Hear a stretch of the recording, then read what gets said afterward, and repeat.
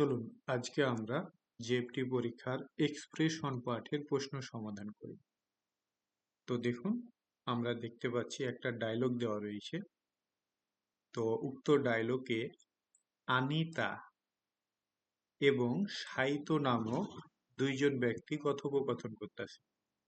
তো আনিতা সাইতকে বলতেছে যে কপি কি নো। তাহলে কপি কি মানে ফটোকপি মেশিন। হ্যাঁ, তাহলে কপি কি নো ফটোকপি মেশিনের শুকাই কাতা।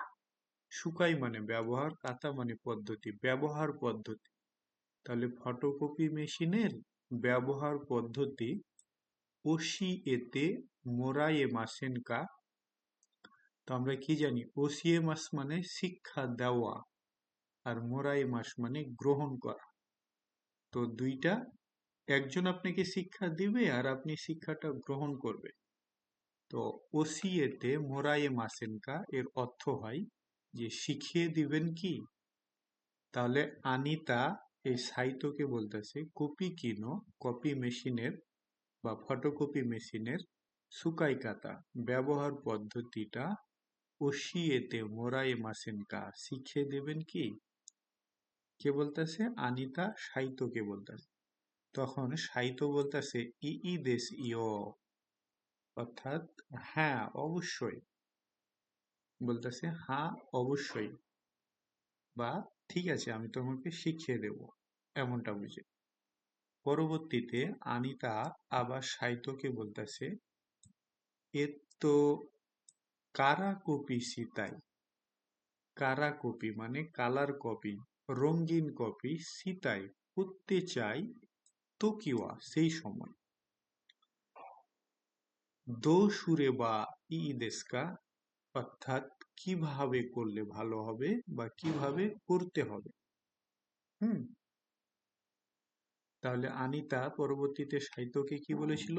এ তো কারা কপি সীতাই তো কিওয়া, অর্থাৎ রঙিন কপি করতে চাওয়ার সময় দো সুরে বা ইদেস্কা, অর্থাৎ কিভাবে কি করতে হবে বা কিভাবে কি করলে ভালো হবে।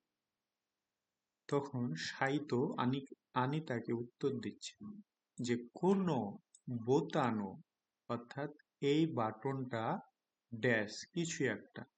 তো এটা একটা গ্যাপ রয়েছে, এই গ্যাপে নিচের কোন এক্সপ্রেশনটা বা অপশনটা বসালে এই ডায়লগটা একটা অর্থপূর্ণ ডায়লগ বা একটা পরিপূর্ণ ডায়লগে রূপান্তর হবে, সেটা আমরা খুঁজে বের করব। তো সঠিক উত্তরটা খোঁজার পূর্বে আমরা বাকি অপশনটুকু পড়ি। তাহলে কোনো বোতাম ও ড্যাশ, অর্থাৎ এই বোতামটা বা বাটনটা কিছু একটা করো যদি, তাহলে কারা নি নারী মাস ইয়, অর্থাৎ রঙিন হবে, অর্থাৎ রঙিন কপি হবে। পরবর্তীতে আনিতা বলেছিল কোনো বোতাম দেশ নে, এই বাটন তাই তো ওয়াকারি মাস্তা, বুঝতে পেরেছি।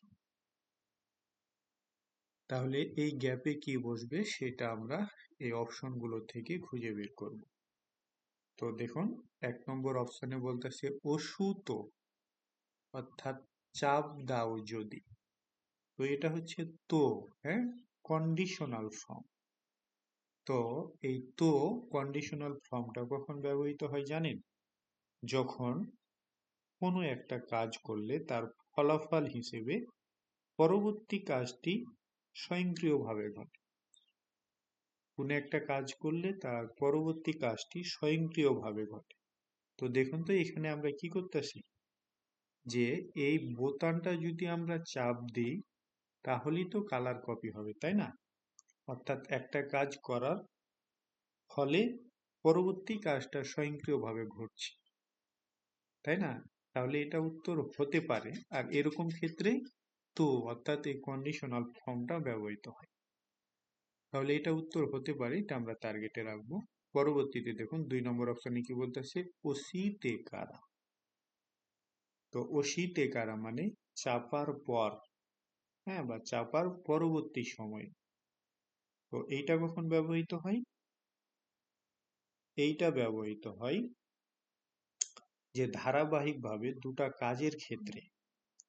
আপনি সাধারণত ধারাবাহিকভাবে দুইটা কাজ করতেছেন, সেই সময় এই ওসিতে কারা, এই কারা ফর্মটা ব্যবহৃত হয়। যেমন একটা উদাহরণ যদি দিই, যে হাত ধোয়ার পরে ভাত খাবো। হুম, একটা কাজ করার পরে আরেকটা, হাতটা ধোয়ার পরে ভাত খাবো, এরকম ক্ষেত্রে ব্যবহৃত হয়। কিন্তু এইখানে কি বলতেছে, যে মেশিনটা চাপ দাও যদি বা কিছু একটা করো যদি, তাহলে কালার কপি বের হবে। তাহলে এটা তো সেরকম কিছু বোঝাচ্ছে না, তাই না? যে ধারাবাহিক দুটি কাজ, এরকম তো বোঝাচ্ছে না। তাহলে এটা রং অ্যান্সার। পরে দেখুন বলতেছে অসিতা আত, অর্থাৎ চাপার পর, বা চাপার পরবর্তী সময়ে।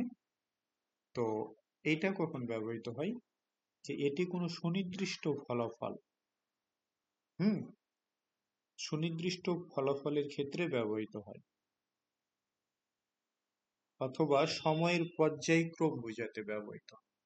যে অসিতা আত, অর্থাৎ চাপ দেওয়ার পরে।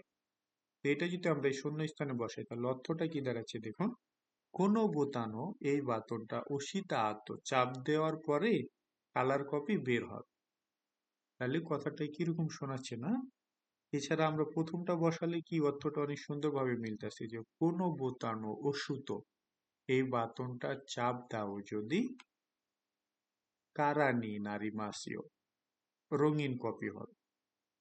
ঠিক আছে, তাহলে এটা চাইতে এটা বেশি অ্যাপ্রোপ্রিয়েট মনে হচ্ছে। আচ্ছা, পরবর্তীতে দেখুন বলতেছে ওশি নাগারা, অর্থাৎ চাপ দেওয়ার পাশাপাশি।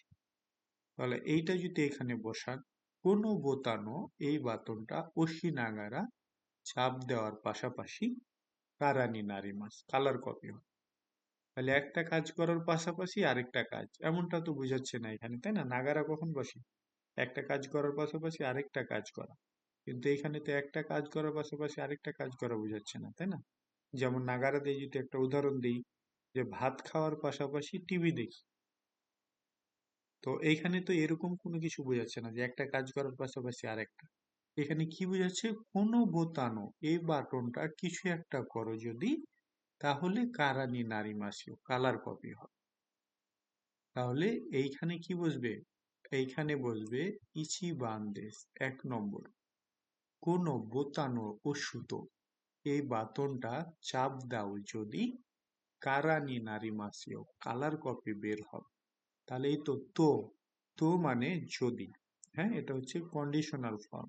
তো এটা কখন ব্যবহৃত হয়, যখন কোনো একটা কাজ করলে তার ফলাফল হিসেবে পরবর্তী কাজটি স্বয়ংক্রিয়ভাবে করে। তাহলে আমরা বাটনটা চাপ দিলে, একটা কাজ করলেই তো পরবর্তী কাজটা স্বয়ংক্রিয়ভাবে ঘটবে, মানে কালার কপিটা অটোমেটিক বের হবে।